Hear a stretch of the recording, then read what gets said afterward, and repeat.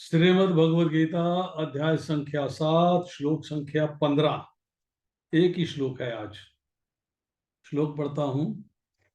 न माम दुष्कृतनः मूढ़ा प्रपद्यन्ते नरधमा मायया अपहृत ज्ञाना आसुरम भावम आश्रिता।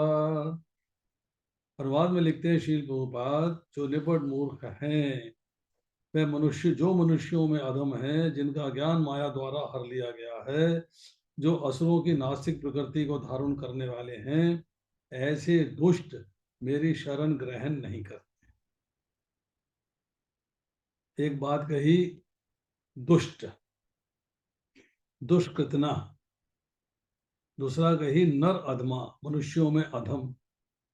तीसरा कही माया अपहृत ज्ञाना, जिनका ज्ञान माया द्वारा अपहृत किया जा चुका है।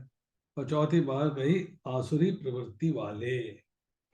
कि चार प्रकार के लोग जो है मेरी शरण ग्रहण नहीं करते। और पिछले श्लोक में कहा गया कि प्रकृति के 3 गुणों वाली मेरी दैवी शक्ति को पार करना अत्यंत कठिन है। जो मेरे शरणागत हो जाते हैं वे इसे सरलता से पार कर लेते हैं। परंतु यहाँ चर्चा आ रही है कि सब के सब मेरी शरण में क्यों नहीं आते।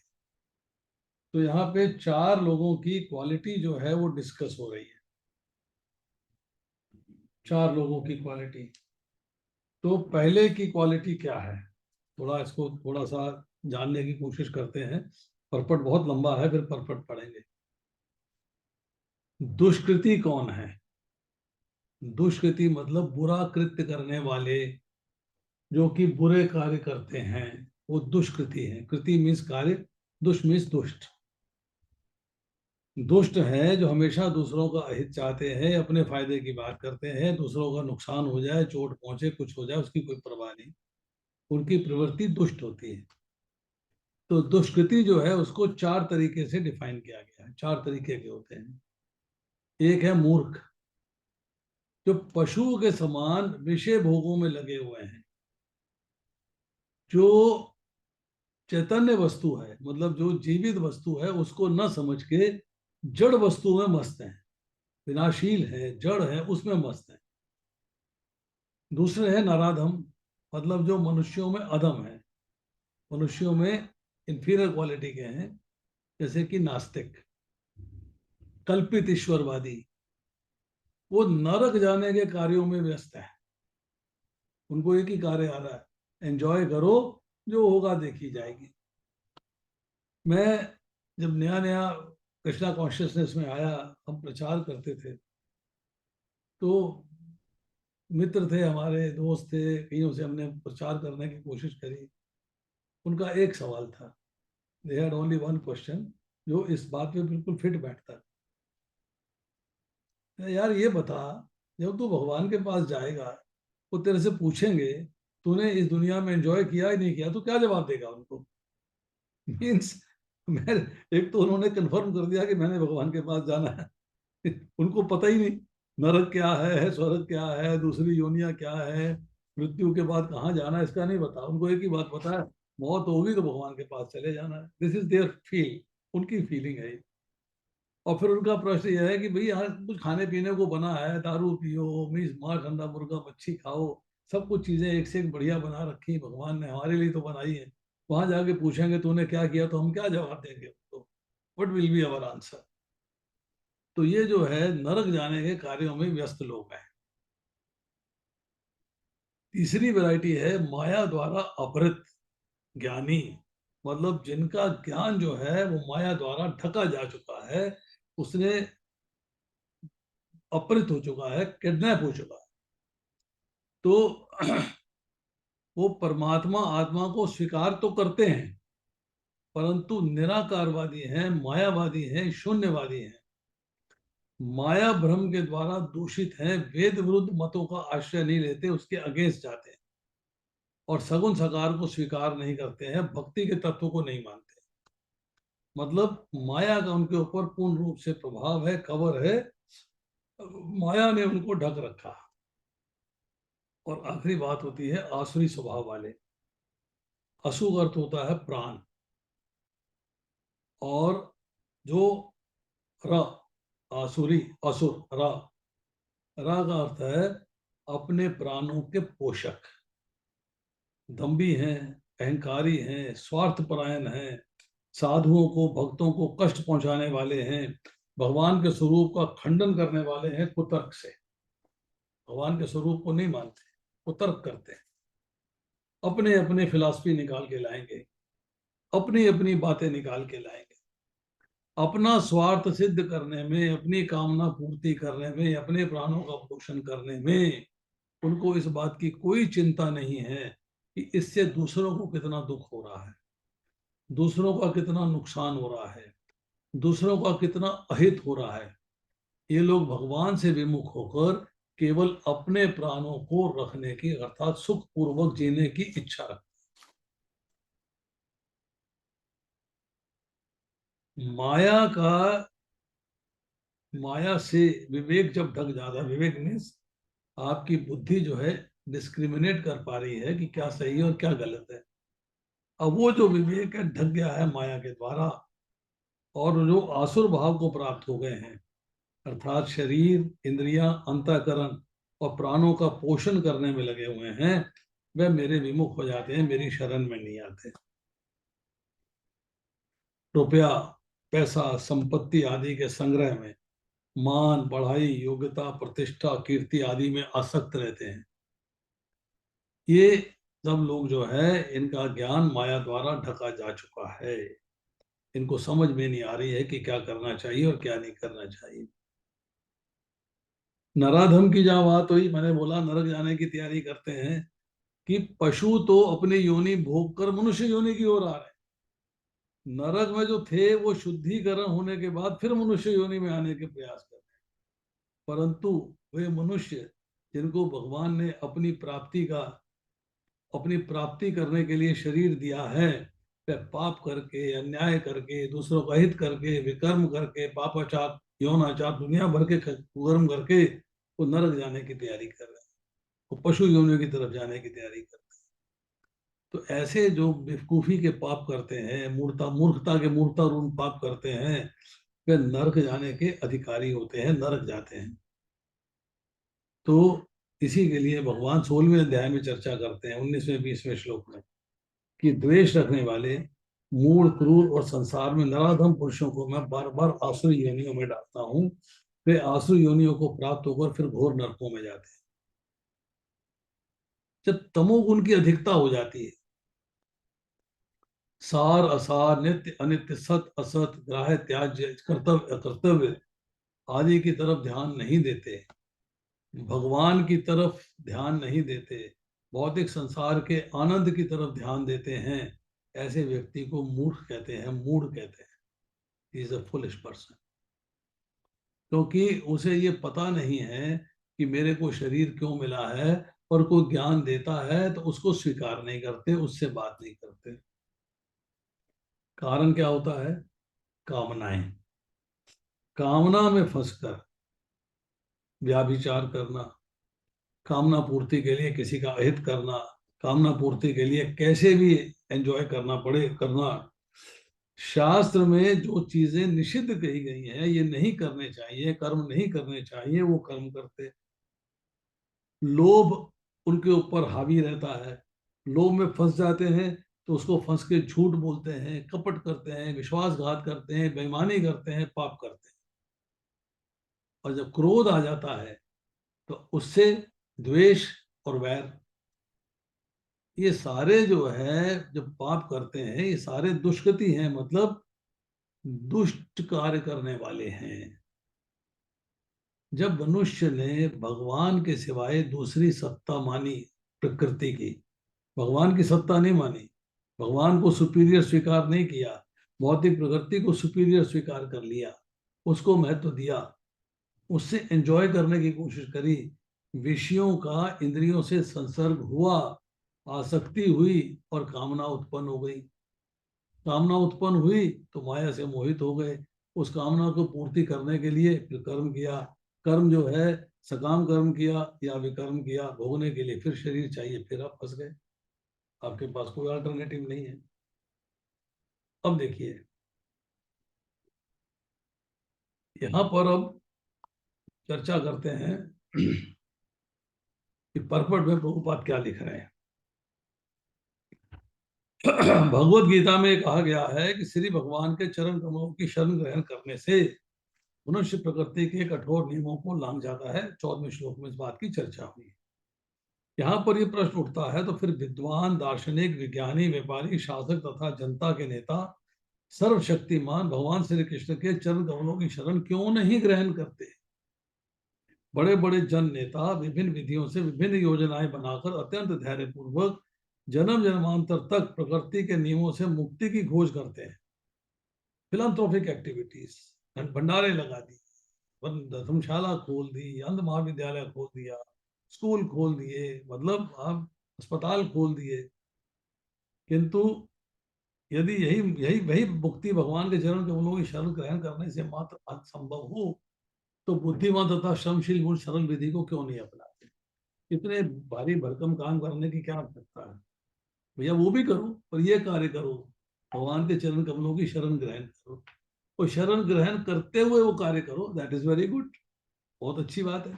पर कम से कम प्राइमरी आपका एम जो है वो है भगवान के चरण कमलों की शरण ग्रहण करना। That is your primary aim, that you should take. अब इसके बाद लिखते हैं कि गीता इसका उत्तर अत्यंत स्पष्ट शब्दों में देती है। समाज के वास्तविक विद्वान नेता यथा ब्रह्मा, शिव, कपिल, कुमारगण, मनु, व्यास, देवल, असित, जनक, प्रहलाद, बलि तथा उसके पश्चात माधवाचार्य, रामानुजाचार्य, श्री चैतन्य महाप्रभु और बहुत से अन्य जो श्रद्धावान दार्शनिक, राजनीतिक, शिक्षक, विज्ञानी हैं, जो सर्वशक्तिमान परम पुरुष के चरणों में शरण लेते हैं, किंतु जो लोग वास्तविक दार्शनिक, विज्ञानी, शिक्षक, प्रशासक आदि नहीं हैं, किंतु भौतिक लाभ के लिए ऐसा बनते हैं कि परमेश्वर की योजनाएं पथ को स्वीकार नहीं करते। दो लोगों की चर्चा हुई, एक जो रियल फिलोसफर, एक वो है जो कि भगवान को मानते हैं, जानते हैं, समझते हैं, सेवा में लगे रहते हैं, उनके प्रति समर्पित रहते हैं, मतलब they are in Krishna consciousness. वो जो है परम पुरुष भगवान के चरणों की शरण लेते हैं। किंतु जो दार्शनिक आज की तारीख के हैं, विज्ञानी हैं, शिक्षक हैं, प्रशासक हैं, वास्तविक शिक्षक नहीं है, वास्तविक दार्शनिक नहीं है, वास्तविक विज्ञानी नहीं है, वो जो है वो अपने भौतिक लाभ के लिए भगवान की सेवा में चले जाएंगे। सुख संपत्ति घर आवे, कष्ट मिटे तन का, इस फॉर्मूले पे चलते हैं। उन्हें ईश्वर का कोई ज्ञान नहीं होता। वे अपनी सांसारिक योजनाएं बनाते हैं और संसार की समस्याओं का हल करने के अपने व्यर्थ प्रयासों के द्वारा स्थिति को और जटिल बना लेते हैं। क्योंकि भौतिक शक्ति इतनी बलवती है, इसलिए वे नास्तिकों की अवैध योजनाओं को प्रतिरोध करती है, तो योजना आयोगों के ज्ञान को ध्वस्त कर देती है। योजनाएं बनाते रहते हैं, फेल हो जाती है, योजना बनाते रहते हैं, फेल हो जाती है। मैं छोटी सी योजना की बात करता हूँ, छोटी सी, कि आजकल के लोग क्या करते हैं। हम पंजाबी बाग मंदिर जाते हैं, तो उसके बाहर मेन रोड हाईवे पे, मतलब रिंग रोड पे पुल है, बड़ा एक पुल बना दिया, उद्घाटन हो गया, बड़ा ये बड़ा नाम पॉलिटिशियंस का, ये वो 10-15 साल चला होगा, अब वो छोटा पड़ गया, वो डबल पुल बन रहा है, दोबारा तोड़ दिया उसको। योजना बनाई, भौतिक प्रकृति ने, भौतिक शक्ति ने योजना का तसा नसा कर दिया, अब वो फेल हो गई। अब उसको दोबारा से बनाया जा रहा है, रीडेवलप किया जा रहा है उसको। नास्तिक योजना निर्माताओं को यहाँ पर दुष्ट जन कहा गया है, जिसका अर्थ है दुष्ट जन। कृति का अर्थ होता है पुण्यात्मा। नास्तिक योजना निर्माता कभी कभी अत्यंत बुद्धिमान, प्रतिभाशाली भी होता है, क्योंकि किसी भी विराट योजना के लिए, चाहे वह अच्छी हो या बुरी, बुद्धि की आवश्यकता होती है। लेकिन नास्तिक बुद्धि का प्रयोग परमेश्वर की योजना का विरोध करने में होता है। राम सेतु तोड़ दो, नहीं चाहिए, ब्रेक इट, नहीं चाहिए। राम जी का मंदिर नहीं बनना चाहिए, राम जी तो थे ही नहीं, कल्पना है, कल्पित है, ये तो बकवास है। ऐसी ऐसी योजनाएं बनाते हैं पॉलिटिशियंस, ऐसी योजना बनाते हैं वकील, और जब सब चीजें प्रूव हो जाती हैं उपनिषद से, तैतरीय उपनिषद से प्रूव हो गई, बाकी जब बाकी उपनिषदों का ज्ञान दिया गया, मुसलमान जज भी मान गया कि भैया बात ठीक कह रहा है, और अल्टीमेटली राम मंदिर बन गया। अब वो बैठे रो रहे हैं हमने क्यों ना बनवा दिया, हमने क्यों ना कर दिया। तो मतलब योजनाएं बनाते हैं, नास्तिक हैं, बेसिकली राम भगवान को नहीं मानते, नास्तिक हैं। तो उनकी बुद्धि जो है वो भगवान की योजना का विरोध करने में होती है। इसीलिए नास्तिक योजना निर्माता दुष्कृति कहलाता है, जिससे सूचित होता है कि उसकी बुद्धि तथा प्रयास उल्टी दिशा की ओर चल रहे हैं, राइट डायरेक्शन में नहीं है, उल्टी साइड में चलते हैं। कि सीधा रास्ता जा रहा है, नहीं नहीं नहीं, इधर से जाना है भैया, ऐसे चले जाओ आराम से पहुंच जाओगे, नहीं नहीं नहीं, इधर से निकलेंगे। मतलब उनका जो है मार्ग उल्टा रहता है। गीता में स्पष्ट कहा गया है कि भौतिक शक्ति परमेश्वर के पूर्ण निर्देशन में कार्य करती है। ये 9वें अध्याय का 10वां श्लोक है कि भौतिक शक्ति जो है वो भगवान के निर्देशन में कार्य करती है, उसका कोई स्वतंत्र प्रभुत्व नहीं है। जिस प्रकार छाया पदार्थ का अनुसरण करती है, उसी प्रकार ये शक्ति भी कार्य करती है। तो भी ये भौतिक शक्ति अत्यंत प्रबल है, और नास्तिक अपनी अनिश्वरवादी स्वभाव के कारण ये नहीं जान पाता कि ये किस तरह कार्य करती है, क्योंकि उसे ये नहीं पता है कि भगवान की अध्यक्षता में कार्य करती है। उसे इस बात का ज्ञान नहीं है कि भगवान की अध्यक्षता में कार्य करते हुए जैसा भगवान चाहेंगे वैसा कार्य करेगी। इस बात को नहीं समझता।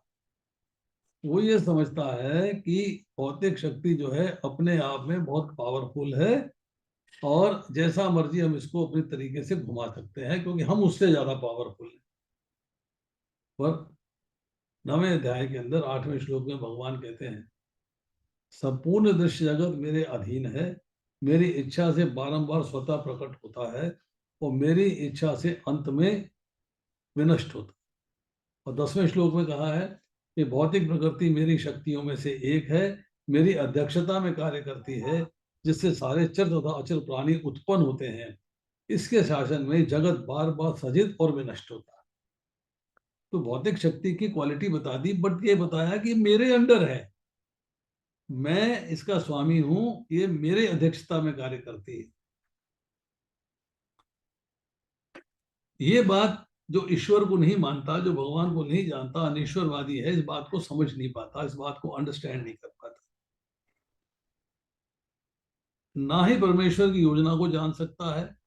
मोह तथा रजो एवं तमोगुण में रहकर उसकी सारी योजनाएं उसी प्रकार ध्वस्त हो जाती हैं, जिस प्रकार भौतिक दृष्टि से विद्वान, विज्ञानी, दार्शनिक, शासक तथा शिक्षक होते हुए भी हिरण्यकशिपु तथा रावण की सारी योजनाएं ध्वस्त हो गई थी। कि अगर आप कार्य करते हो और आपका मूड रजोगुनी है या तमोगुनी है या आसुरी प्रवृत्ति है, तो क्या होगा कि आप कोई भी प्लान करोगे, भगवान की प्लान के आगे नहीं टिकता। भगवान की प्लान फाइनल है, उसके आगे कुछ नहीं टिकता। ये दुष्कृति या दुष्ट 4 प्रकार के होते हैं, जिनका वर्णन नीचे दिया गया। मैं थोड़ी शॉर्ट में चर्चा करी थी 2-2 लाइनों की, अब उसके बहुत डिटेल चर्चा है। ये 3.5 पेज का प्रपट है, इसीलिए एक श्लोक चुना गया। पहला है मूढ़, मूर्ख। वे जो कठिन श्रम करने वाले भारवाही पशुओं की भांति निपट मूर्ख होते हैं। से गधा है, माल ढोता रहता है, अकल नहीं होती, बस डंडा खाता है और माल ढोता है। वे अपने श्रम का लाभ स्वयं उठाना चाहते हैं। वो सकाम कर्मी होते हैं, कार्य करते हैं, उसका फल उठाना चाहते हैं, कार्य करते हैं, उसका फल उठाना चाहते हैं। अतः वे भगवान को उसे अर्पित करना नहीं चाहते। भारवाही पशु का उपयुक्त उदाहरण गधा है। इस पशु से स्वामी अत्यधिक कार्य लेता है। गधा ये नहीं जानता कि वह अनिष्ट किसके लिए काम करता है। वह घास से पेट भर संतुष्ट रहता है और अपने स्वामी से मार खाने के भय से कुछ घंटे सोता है, और अपनी काम तृप्ति गति से बार बार लात खाने के भय के बावजूद भी पूरी करता है। कभी कभी गधा कविता करता है, दर्शन बघारता है, उसकी आवाज में गाता है, अपनी आवाज में गाता है, रेंगता है, किंतु उसके रेंगने से लोगों की शांति भंग होती है। ऐसी दशा है उन सकाम कर्मियों की, तो ये नहीं जानते कि वे किसके लिए कर्म करते हैं। वे ये नहीं जानते कि कर्म यज्ञ के लिए होता है, और यज्ञ है विष्णु। तीसरे अध्याय के 9वें श्लोक के परपट में प्रभुपाद जी लिखते हैं कि यज्ञ अर्थात विष्णु, स्नानी रंग से। तो ऐसे लोग जो अपने द्वारा उत्पन्न कर्मों के भार से दबे रहते हैं, प्राय ये कहते सुने जाते हैं कि उनके पास अवकाश कहाँ कि वे जीव की अमरता के विषय में सुने। जीव की अमरता, मनुष्य की अमरता नहीं, मनुष्य में जो जीव है उसकी अमरता। मतलब जीव शाश्वत है, हाँ है और रहेगा, समाप्त नहीं होता। मनुष्य के अंदर शरीर समाप्त हो जाता है, जीव समाप्त नहीं होता। इस बात को डिफरेंशिएट कर, ऐसे मूढ़ों के लिए नश्वर भौतिक लाभ ही जीवन का सब कुछ होता है। कभी कभी वे लाभ के लिए रात दिन नहीं सोते, भले ही उनके आमाशय में व्रण हो जाए या अपच हो जाए, हाजमा खराब हो जाए, काम दिन और रात करना। वे बिना खाए ही संतुष्ट रहते हैं। वे माया में स्वामी के लाभ के हेतु अनिष्ट काम में व्यस्त रहते हैं। स्वामी है वो भी माया में है, बुद्ध भी माया में है, तो दोनों जो है माया में रचे, दोस्ती हो गई, वो तुम काम कराओ मैं काम करूंगा, और वो काम करते हैं। अपने असली स्वामी से अनभिज्ञ रहकर ये मूर्ख कर्मी माया की सेवा में व्यर्थ ही अपना समय गंवाते हैं। असली स्वामी भगवान, उसकी सेवा नहीं करते।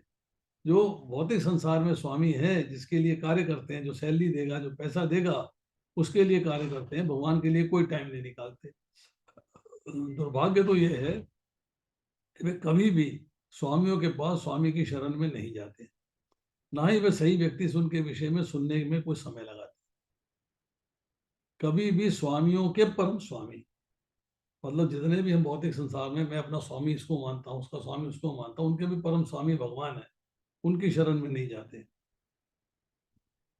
जो शुकर विष्ठा खाता है, वे चीनी तथा घी से बनी मिठाइयों की परवाह नहीं करता, उसे विष्ठा ही चाहिए। इसी प्रकार मूर्ख कर्मी इस हमनश्वर जगत की इंद्रियों को सुख देने वाले समाचारों को निरंतर सुनता रहता है, किंतु संसार को गतिशील बनाने वाली शाश्वत जीवित शक्ति प्राण के विषय में सुनने में तनिक भी समय नहीं लगाता। उसे अपने भौतिक संसार के अंदर एक शरीर प्राप्त हुआ है, उसमें आत्मा विराजमान है, परमात्मा विराजमान है, उन तीनों के बारे में जानने की चेष्टा नहीं करता। जीव का शरीर से संबंध जानने की चेष्टा नहीं करता, जीव का भगवान से संबंध जानने की चेष्टा नहीं करता। जीव को मृत्यु प्राप्त होगी, बॉडी से रिलीज हो जाएगा तो कहाँ जाएगा, जानने का प्रयास नहीं करता। उसको इस लोक की चिंता नहीं है, पूरा ज्ञान नहीं है, परलोक का ज्ञान तो बिल्कुल है ही नहीं, 0/0 है। तो ऐसा व्यक्ति जो है उसको कहते हैं मूर्ख, मूढ़। दूसरे प्रकार का दुष्कृति नराधम कहलाता है, मतलब अधम व्यक्ति। नरों में अथम, नर का अर्थ है मनुष्य और अधम का अर्थ है सबसे नीच। 84 लाख जीव योनियों में से 4 लाख मानव योनियां हैं। इनमें से अनेक निम्न मानव योनियां हैं, जिनमें से अधिकांश असंस्कृत हैं। सब मानव योनियां वे हैं जिनके पास सामाजिक, राजनीतिक तथा धार्मिक नियम है। जो मनुष्य सामाजिक तथा राजनीतिक दृष्टि से उन्नत हैं, किंतु जिनका कोई धर्म नहीं होता, वे नराधम कहलाते हैं। मतलब वो भगवान को नहीं मानते। धर्म का मतलब ये नहीं है कि हिंदू मुस्लिम सिख ईसाई। धर्म का मतलब है, धर्म तो साक्षात भगवत प्रणीतम। धर्म है साक्षात भगवान का प्रेम प्राप्त करना। धर्म है भगवान के आदेश का पालन करना। धर्म है भगवान को स्वीकार करना और उनके कहे पे चलना। तो उसको तो मानते नहीं वो। धर्म ईश्वर ही विहीन नहीं होता, क्योंकि धर्म का प्रयोजन परम सत्य को तथा उसके साथ मनुष्य के संबंध को जानना है। मतलब हमें भगवान के साथ अपने संबंध को जानना है, ये हमारा धर्म है, हमारी ड्यूटी है, धर्म है ये। गीता में भगवान स्पष्टता कहते हैं कि उससे परे और कोई भी नहीं है, वही परम सत्य है। मनुष्य जीवन का सुसंस्कृत रूप सर्वशक्तिमान परम सत्य भगवान कृष्ण के साथ मनुष्य की विस्तृत भावना को जागृत करने के लिए मिला हुआ। बहुत इंपॉर्टेंट लाइन है। मनुष्य जीवन का सुसंस्कृत रूप, मतलब एडवांस्ड कल्चरल रूप जो है, क्या है? सर्वशक्तिमान परम सत्य श्री भगवान कृष्ण के साथ। भगवान कृष्ण की बात आ गई। मनुष्य की विस्मृत भावना, जो हम भगवान को भूल चुके हैं, उनके प्रति हमारे भाव नहीं है, अब विस्मृत हो चुके हैं, उसको जागृत करने के लिए शरीर मिला। That is what you have got this body. जो इस अवसर को होने से हाथ से जाने देता है, वही नराधम कृपण है। दूसरे अध्याय के 49वें श्लोक में कहा, याज्ञवल्क्य ऋषि जो है अपनी पत्नी गार्गी से कह रहे हैं कि मनुष्य जीवन प्राप्त करके जो मनुष्य जीवन का प्रयोजन नहीं समझता है और प्रयोजन जान के उसके मार्ग पे नहीं चलता है, वह कृपण है, वो कंजूस है, वो भौतिक सुख भोग में लगा रहता है, वो कंजूस है, क्योंकि उसे अपने लक्ष्य का नहीं पता। शास्त्रों से पता चलता है कि जब बालक माँ के गर्भ में अत्यंत असहाय रहता है तो अपने उद्धार के लिए प्रार्थना करता है और वचन देता है कि गर्भ से बाहर आते ही वह केवल भगवान की पूजा करेगा। संकट के समय ईश्वर का स्मरण प्रत्येक जीव का स्वभाव है, क्योंकि ईश्वर के साथ सदा से संबंधित रहता है। किंतु उद्धार के बाद बालक जन्म पीड़ा को उसी के साथ अपने उद्धारक को भी भूल जाता है, क्योंकि वह माया के वशीभूत हो जाता है। जैसे जैसे समझ में आती है बात, वैसे वैसे जो है माया उसको ढकती जाती है, माया अपने में समा लेती है, अपने में आकर्षित कर लेती है, भगवान से विमुख हो जाता है, माया के सम्मुख हो जाता है। ये तो बालकों के अभिभावकों का कर्तव्य है कि वे उसमें सुप्त दिव्य भावनामृत को जागृत करें। इट इज पेरेंटल ड्यूटी कि उनके अंदर कृष्णा कॉन्शियसनेस का जो ज्ञान है उसको जागृत करें। वर्णाश्रम पद्धति में मनुस्मृति के अनुसार ईश्वर भावनामृत को जागृत करने के उद्देश्य से 10 शुद्धि संस्कारों की विधान है जो धर्म का पथ प्रदर्शन करते हैं। किंतु अब विश्व के किसी भाग में किसी भी विधि का दृढ़ता पूर्वक पालन नहीं होता। फलस्वरूप 99.9% जनसंख्या नराधम है। हर व्यक्ति नराधम बता दिया, क्योंकि शुद्धि संस्कार कोई करता नहीं। जन्म के समय के संस्कार हैं, मुंह में अन्न लगेगा, अन्न प्राशन संस्कार है, थोड़ा बड़ा होगा जनेऊ संस्कार है, गुरुकुल जाएगा तो उसके अपनी विद्या स्टार्ट करेगा तो उसका संस्कार है, गुरुकुल से पढ़ के लौटेगा उसके बाद विवाह करेगा, विवाह का संस्कार है, गर्भाधान संस्कार है, संतानोत्पत्ति संस्कार है, मतलब सब प्रकार के संस्कार करते हैं। अंत में अंत्येष्टि संस्कार है, मतलब सब संस्कार जो है टोटल मिला के 10 हो जाते हैं। अब लोग बात देखते हैं, जब सारी जनसंख्या नराधम हो जाती है तो स्वाभाविक है कि उनकी सारी तथाकथित शिक्षा भौतिक प्रकृति की सर्वशक्तिमान शक्ति द्वारा व्यर्थ की जाती है। जो आपके पास शिक्षा आपने ग्रहण करी,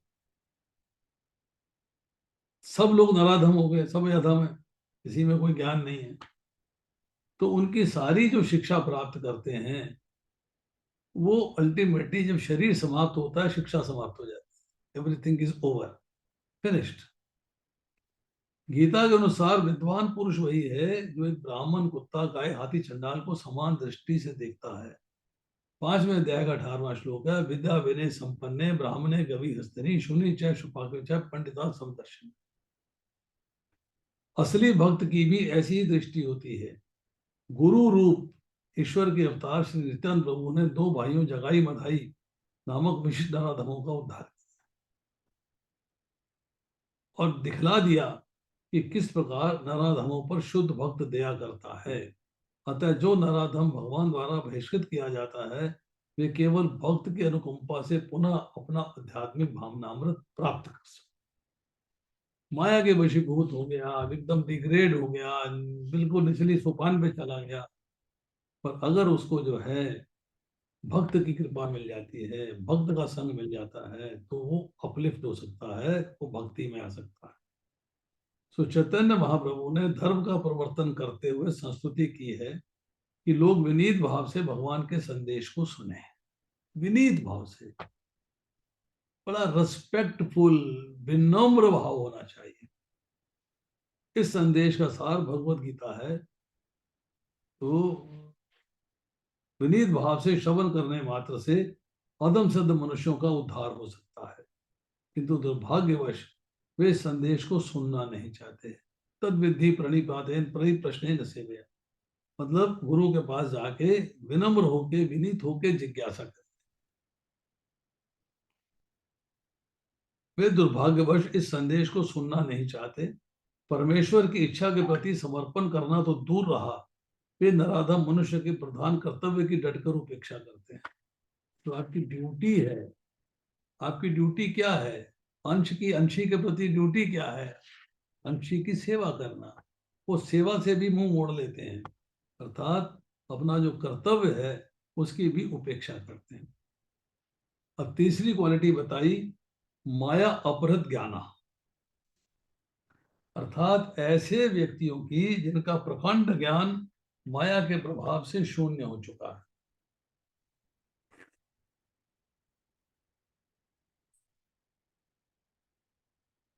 ये अधिकांशतः बुद्धिमान व्यक्ति होते हैं, तथा महान दार्शनिक, कवि, साहित्यकार, विज्ञानी आदि।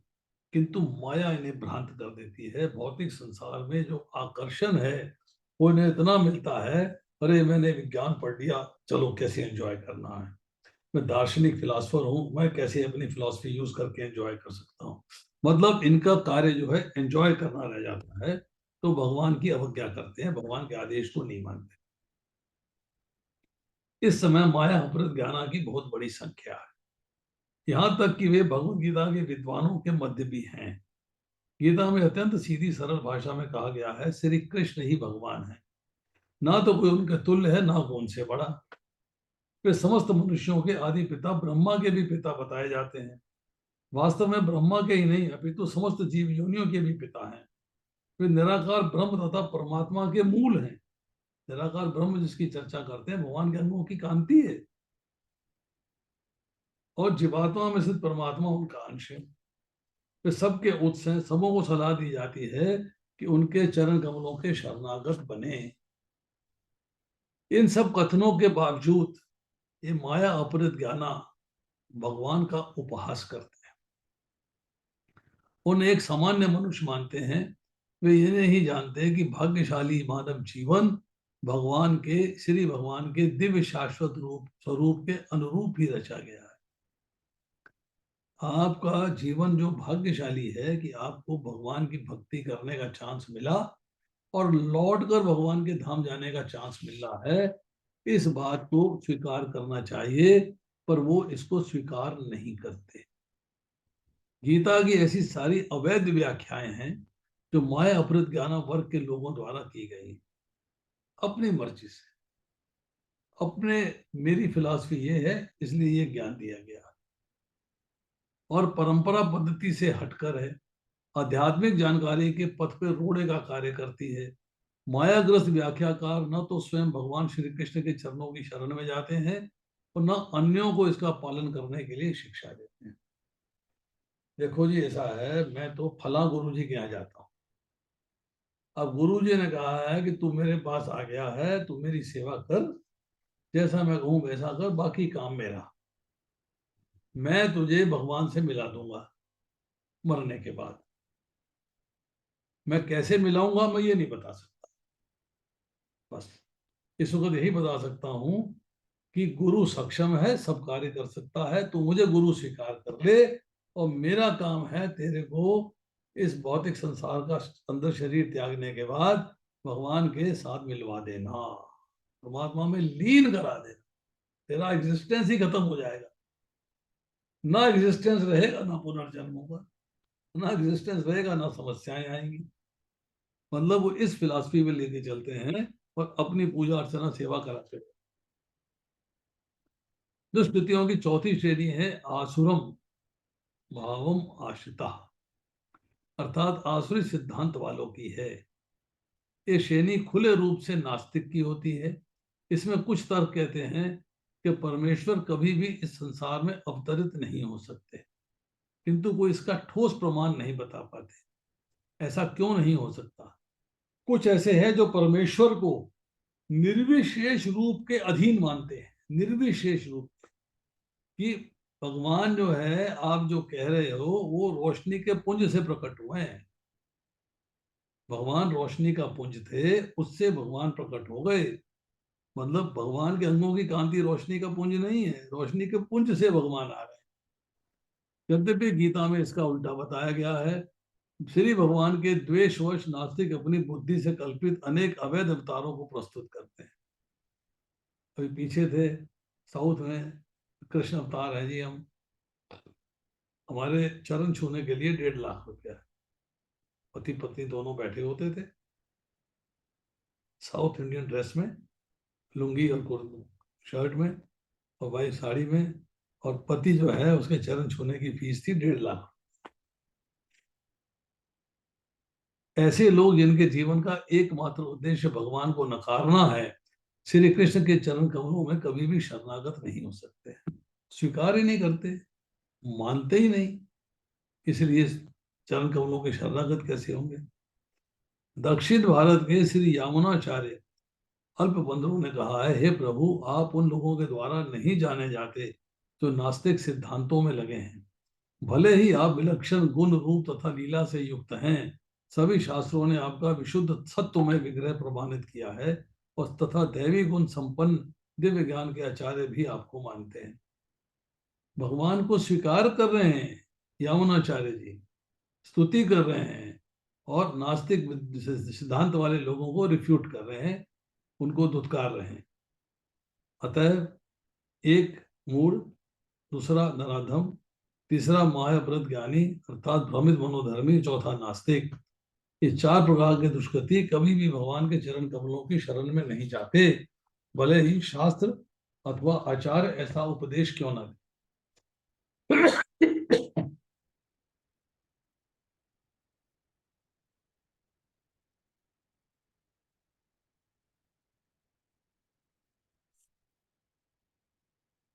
अब देखिए,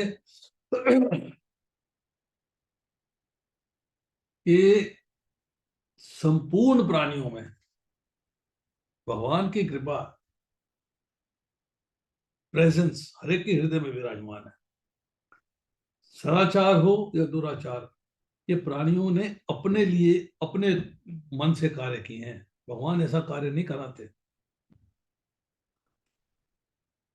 जड़ में मूलतः प्राणी भगवान का शुद्ध अंश है, भगवान का ममैश जीवलोके जीव भूत सनातन।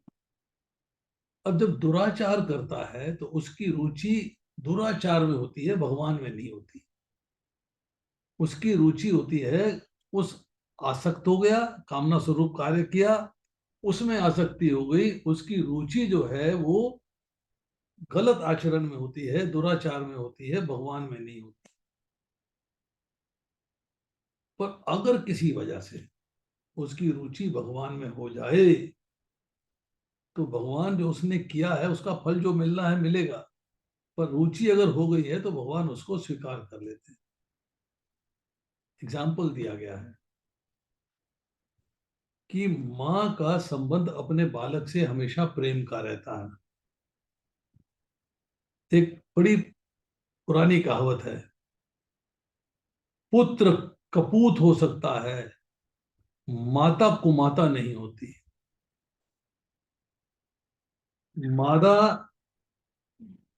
व्यवहार डांट सकती है, डपट सकती है, फटकार लगा सकती है, इग्नोर कर सकती है, परंतु हृदय में फिर भी प्रेम रहता है। जब बच्चा कष्ट में आता है तो माता का घर पिघल जाता है, वो उसके लिए तैयार हो जाती है। एक आ गया है, कुपुत्रो जायते कश्चिदपि कुमाता न भवति, माता कुमाता नहीं होती। माँ तो एक जन्म को, एक शरीर को देने वाली होती है, परंतु भगवान ने तो अनेकों लोगों को जन्म दिया है, अनेकों शरीरों में उपस्थित हैं, तो उनकी तो हर एक व्यक्ति पे, हर एक मनुष्य पे, हर एक प्राणी मात्र पे दया का भाव रहता है। और प्राणी, अगर हम लोग निमित्त मात्र भी भगवान की शरण हो जाए तो भगवान जो है वो द्रवित हो जाते हैं। ये कम से कम आया, भगवान ने कहा है 12वें अध्याय के 20वें श्लोक में, कह रहे हैं कि जो लोग मेरी भक्ति करते हैं, मेरी भक्ति में सब नियम उपयम पालन कर लिया, मेरी भक्ति कर ली, उनको हो सकता है मेरे को बहुत प्रिय है। पर जो लोग मेरी भक्ति करते हैं, जिनको मैंने अभी रेसिप्रोकेट नहीं किया है, वो मुझे अत्यंत प्रिय है। एक प्रिय है, एक अत्यंत प्रिय है। तो वो अत्यंत प्रिय है वो जो भगवान के प्रति शरणागति में लगा रहता है, परंतु अभी भगवान ने उसे रेसिप्रोकेट नहीं किया। दुष्कृति पुरुष जो है भगवान की शरण में नहीं होते, क्योंकि उनका स्वभाव भगवान के विपरीत होता है। तो भगवान कहते हैं अगर कोई दुष्कृति है और वो मेरी शरण में आ जाता है तो मैं उसको प्यार करने के लिए हरदम तैयार हूं। यही कहा गया कि अगर चंडाल भी हरे कृष्ण महामंत्र का जप करता है और कृष्ण तत्व वेता हो जाता है तो भगवान उसको भी स्वीकार कर देते हैं। ये नहीं देखते कि चंडाल है, उसको भी स्वीकार कर देते हैं। अब आप दुष्कृति हो या सुकृति हो, मतलब आपकी बात नहीं कर रहा, मैं किसी व्यक्ति की बात कर रहा हूँ। कोई मनुष्य जो है दुष्कृति है या सुकृति है, ये उसके कार्यकलापों पर निर्भर करता है। भगवान के सम्मुख और विमुख होने पर निर्भर करता है। जो भगवान के सम्मुख है वो सुकृति है, तो जो भगवान के विमुख है वो दुष्कृति है। अब दूसरी बात होती है, एक होता है कार्यकलाप, जैसे कहते हैं कृति, और एक होता है भाव। किस भाव से कार्य किया गया। करने में क्रिया है, बाहर की क्रिया है, भाव मन का है। करते हैं आप शरीर से, मन से भाव है, किस भाव में कार्य कर रहे हैं, किस मूड में कार्य कर रहे हैं, किस आपका मूड क्या था उस वक्त। तो भाव के पीछे एक उद्देश्य होता है, और उद्देश्य का पीछे भगवान की तरफ अनन्यता होती है, तब भगवान की शरणागति मिलती है। जब आपका भाव जो है भगवान के प्रति अनन्य भाव से आप भगवान की सेवा में आ जाओगे तो भगवान की शरणागति हो जाओगे। तो भगवान कहेंगे ये व्यक्ति मेरी शरण में आ गया है, अब इसको मेरे धाम जाना पक्का, अब इसको यहां रुकना नहीं है। हरे कृष्णा।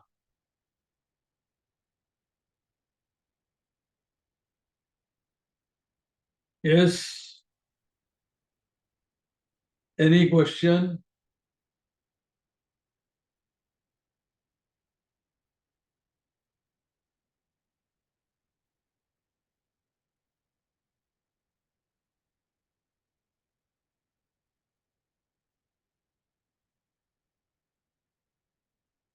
समाप्त करें?